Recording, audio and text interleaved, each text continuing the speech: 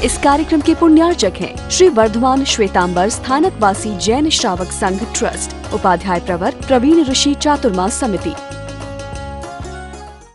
परम श्रद्धेय पूज्य गुरुदेव के चरणों में कोटि वंदना।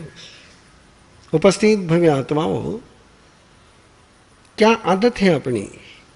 आज का काम आज निपटाने की आदत है या काम पेंडिंग रखने की आदत है? रात के बर्तन रात को साफ करने की, सुबह उठ करके साफ करने की प्रैक्टिस है अपनी। क्या प्रैक्टिस है पूरे लाइफ के देखना कि पेंडिंग वर्क रखने की आदत होगी तो स्वीकार कर लेना कि हमने जिंदगी में पाप की निंदा नहीं करी। पाप की निंदा का जो श्रेष्ठतम परिणाम परमात्मा बताते हैं वो गजब का है, अनूठा है, अद्भुत है। इतना अद्भुत है कि गुणस्थान में उसको कहा गया कि जो शक्ति पहले कभी जागृत नहीं हुई, अपूर्वकरण। एक अपूर्वकरण होता है सम्य तो प्राप्ति होने के पहले, और एक अपूर्वकरण होता है 8वें गुणस्थान में। एक ऐसा एहसास, एक ऐसी अनुभूति कि जो मैंने आगम में पढ़ा है, जो मैंने कथा में सुना है, वही मेरे जीवन का सत्य बन गया है। ये अनुभूति जिसके कारण से जन्मती उसको कहते हैं निंदा। निंदनायनम म्हणते जीवे किम जनई,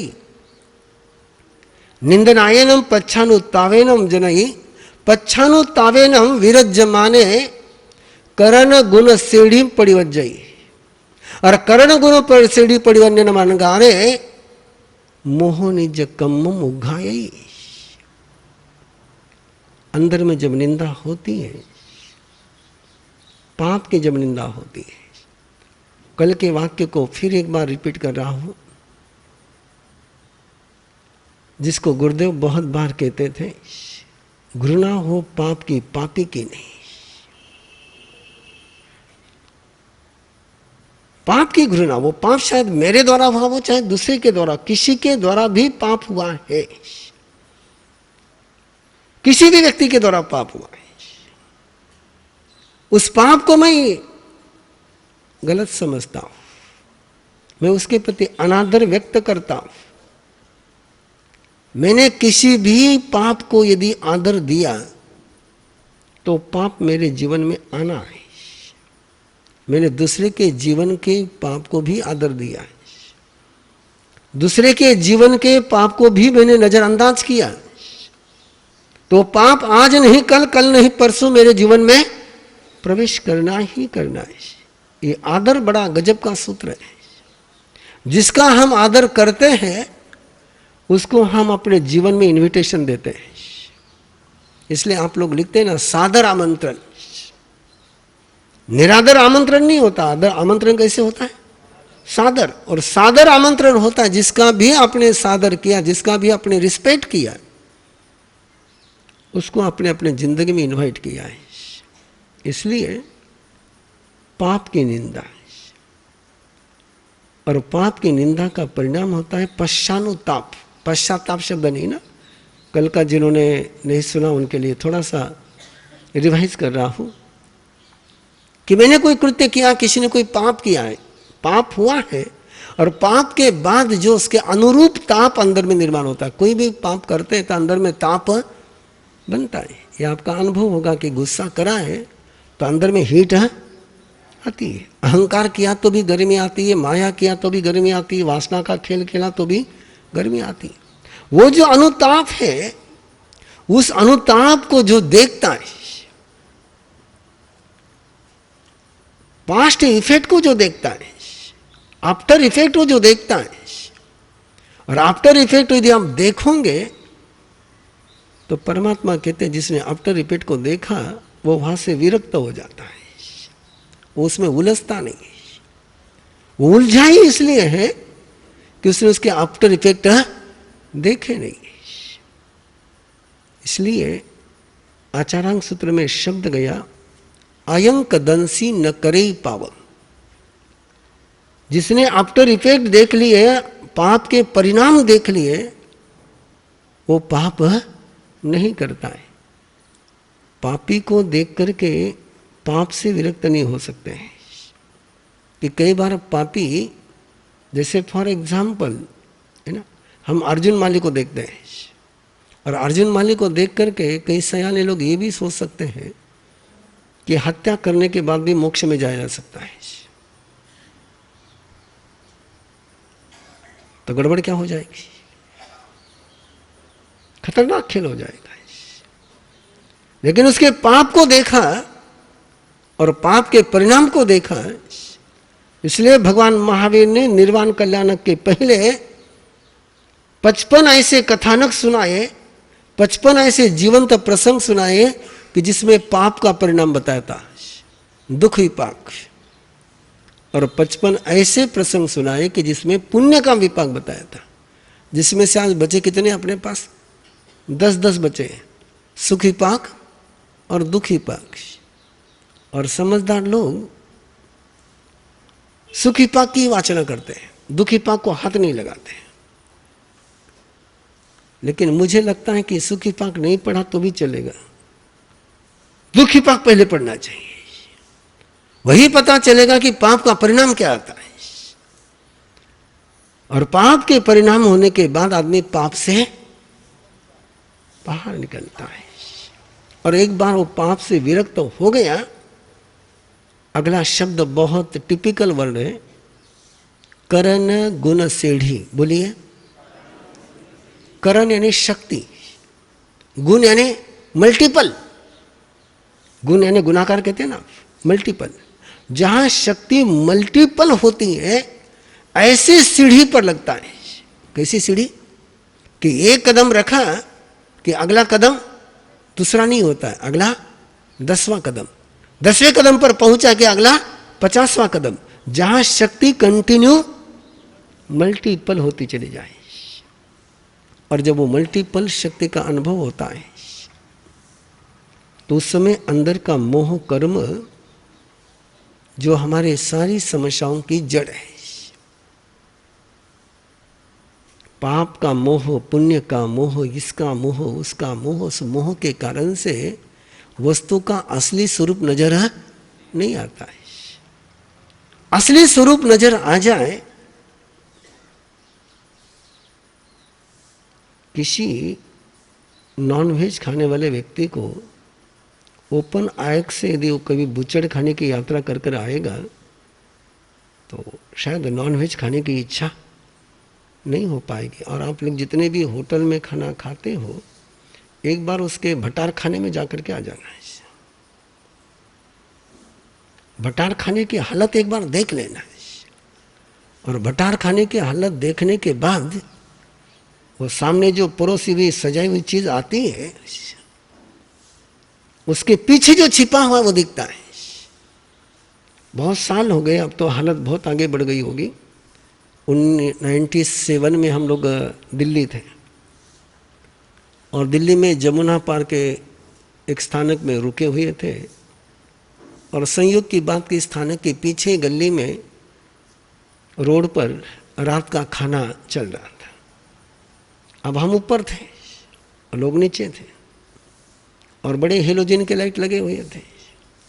अब उस लाइट में कितने देवदूत आते हैं आपको पता है, और वो देवदूत कहाँ गिरते हैं। और एक बार देवदूत सब्जी में गिर गया कि वो जीरा है कि मच्छर है, कोई मालूम पड़ने का कोई सोर्स आपके पास नहीं है। और ये मैंने 2 बार देखा है, एक बार दिल्ली में देखा और दूसरा देखा तो मैंने इंदौर में, वो महावीर भवन हमारा इमली बाजार का। और इमली बाजार के महावीर भवन के नीचे ही एक आदमी ठेला लगा करके बैठता था, आलू बड़ा। अब उसका सारा घोल उस टपरी पर रहता था, नीचे थोड़ा ले लेता था, बाकी सारा ऊपर रहता, ओपन, और ऊपर फ्लैश लाइट लगी हुई है। अगला आपको कहने की जरूरत नहीं है। वो सारा जब उसमें गिरता है, लोग बड़े मस्ती से, बहुत टेस्ट आती है। हमारे एक संत बड़े मस्ती से कहा करते थे, किसी युवक को उन्होंने कहा, रे बाजार का नमकीन क्यों खाता है? बोले मां साहब घर का नमकीन में टेस्ट नहीं आवे। तो संत ने कहा बिल्कुल सही बात है तेरी कि बाजार के नमकीन में असली नमक गिरता है। बोले घर के नमकीन में असली नमक नहीं गिरता। बोले ऐसे कैसे? बोले वो जब वो हट्टी के पास काम करता है और उसको पसीना आता है तो टपकता कहाँ है वो? तो बोले उस नमकीन में जो असली नमक का स्वाद है, बोले तो वो असली नमक का स्वाद बोले घर के नमक में कहां से आएगा? तो एक बार यदि आपने उसको देख लिया ना अंदर जाकर के, तो फिर आदमी सवाल ही नहीं उठता देखने का। लेकिन वो देखने में कलेजा लगता है ना। अपना ने फक्त ऊपर को शो पीस अच्छा लगता रहे, और ये शो पीस के पीछे जो पीछे छिपा हुआ है ना, उसको खोल करके देखा है पीछे मालूम पड़ी ला है कई हलावा नहीं। मैं तो इसको कई बार वो पापड़ आते तो इसको पूछता हूँ बाजार का है कि घर का है? बोले वहां सब घर में पूछ नहीं, इसको घर रो के बाजार रो है। मैं आज बात चली इसलिए आपको बता रहा हूँ। आदिनाथ सोसाइटी में चतुर्मास था पूना में, और वहीं पर उस समय दिव्य प्रभा जी का चतुर्मास महावीर प्रतिष्ठान था। तो जाने का प्रसंग आया तो आदिनाथ सोसाइटी के पिछले गेट से मैं जा रहा था, तो ये सारे पापड़ रास्ते पर मस्त पैके सूख रहे थे। वो पापड़ घर में बिलोते और कहाँ रखते उसको? घर में तो जगह है नहीं उनके। और फिर वो पैकिंग होकर के आपके पास आते, लिज्जत पापड़ जैन पापड़ बन करके आते वो सारे। लेकिन एक बार वो कहाँ रखे हुए वो जरा देख लोगे ना, तो खाने की हिम्मत नहीं होती है। लेकिन देखते नहीं लोग, देखते नहीं। तो ये है पाप को देखना, और पाप को देखा तो पश्चानुताप जन्म होता है। पश्चानुताप जन्म होने के बाद करण गुण सीढ़ी, जहां बात पहुंची थी, कौन सी सीढ़ी? सीढ़ी समझते हो ना, सोनारी सीढ़ी री बाट थे देखो, लेकिन संत साधक बाट देखता है करण गुण सीढ़ी की। और करण गुण सीढ़ी का मीनिंग है कि आप मैं कोई काम पेंडिंग में नहीं रखता हूं। नो पेंडिंग, जो सामने आया उसको निपटा करके आगे बढ़ना है, उसको निपटा करके आगे बढ़ना है। काले देखुला नहीं, अब आया है ना उसको निपटा लेना है। जिस समय अंदर में निंदा के कारण से पश्चानुताप का जन्म होता है, और पश्चानुताप जन्म होने के बाद आत्मा में एक स्थिति आती है, एक स्थिति आती है जिसको श्रीमद् रामचंद्र ने बड़े सुंदर पंक्तियों में रखा है। पूर्व अवसर एवो क्या रे आवशे, अपूर्व अवसर एवो क्या रे आवशे, क्या रे थई शुभायांतर निर्ग्रंथ जो, सर्व संबंध अनुबंधन तीक्ष्ण छेदिने, विचरशु कब महत पुरुष ने पंथ जो, अपूर्व अवसर वो क्या रे आवशे। एक काव्य पंक्तियां श्रीमद् रामचंद्र ने कितनी साल की उम्र में लिखी हुई है? अनुमान कर सकते हो? 16 साल के पहले। कहां से लिखी होंगी? अंदर में जब अपूर्व करण की स्थिति आई। अपूर्व करण की स्थिति का मतलब है नेवर बिफोर शक्ति का जागरण। अपूर्व का मतलब नेवर बिफोर, और करण का मीनिंग शक्ति। ऐसी शक्ति का जागरण कि जो इसके अनादि काल के पूरे संसार की यात्रा में बहुत बार साधना करी, बहुत बार कपड़े पहने, बहुत बार मासकमन किया, बहुत बार स्वाध्याय किया, लेकिन शक्ति का जागरण नहीं हुआ है। मासकमन तुमने भी करे, मैंने भी करे, इस जन्म में नहीं तो पिछले जन्म में। कपड़े तुमने इस समय जन्म में नहीं पहने, लेकिन इसके पहले इतने कपड़े पहने, इतने कपड़े पहने कि सारे कपड़े इकट्ठा कर लो, साधु के तो सुमेरु पर्वत जितना पर्वत हो जाए, इतने कपड़े पहने, इतने ग्रंथ पढ़े, इतनी बार स्वाध्याय किया। देश होना नौ पूरब का ज्ञान कितनी ही बार हो चुका है। देश होना पूरब का नौ ज्ञान, लेकिन अंदर में अपूर्व शक्ति का जागरण और अपूर्व शक्ति का जागरण के लिए कोई मंत्र है, कोई तंत्र है, कोई यंत्र है, कोई साधना है, तो केवल एक ही में वो साधना है, पाप की निंदा। पाप की निंदा करते हैं तब मोह की मृत्यु होती है, और पाप की निंदा नहीं करते तब मोह सो जाता है, जागृत नहीं रहता है। उसको कहते हैं उपशम। दो प्रकार के रास्ते चलते हैं, एक रास्ता चलता है क्षय करने का, एक रास्ता चलता है सुलाने का। प्राय हम सारे लोग जो है मोह को समाप्त नहीं करते हैं, सुला देते हैं। और वो सोया हुआ मोह जब जागृत हो जाता है तो फिर आप जानते हो कि सोया हुआ मोह जागृत हो जाए तो फिर तो सारी अक्ल, सारी शक्ल, सारी साधना एक पल में मिट्टी में मिल जाती है, एक पल में मिट्टी मिलती। उसको मिलने के लिए टाइम लगता ही नहीं। एक कदम उठाता है तो शिखर पर पहुंच सकता था, एक कदम उठाता तो शिखर पर पहुंच जाता, और उसे एक कदम उठाने के बजाय उसका एक कदम पीछे पड़ता है और सीधा खाई में पहुंचता है। यही हमारी आज तक की जीवन की टेजड़ी रही है, यही टेजड़ी रही है। खाई में चलते हुए गिरोगे तो चोट आएगी, चकनाचूर नहीं बनोगे। खाई में चलते हुए, रास्ते पर चलते हुए कोई शराब पी करके चल रहा है और पांव फिसल गया, गिरेगा, खरोच आएगी, बहुत बड़ा मुक्का मार लगेगा, लेकिन कोई शिखर पर चल रहा है और शिखर पर से गिरेगा तो सीधा चकनाचूर। इसलिए कहते हैं कि उपशम श्रेणी पर चलने वाला साधक आगे जब बढ़ता है तो अच्छा लगता है, लेकिन एक पल के लिए जब अंदर का कचरा जागृत होता है तो सीधा मिथ्यात्व में पहुंचता है। बीच में अटकने की कोई जगह है ही नहीं, अटकने की जगह ही नहीं बचती है।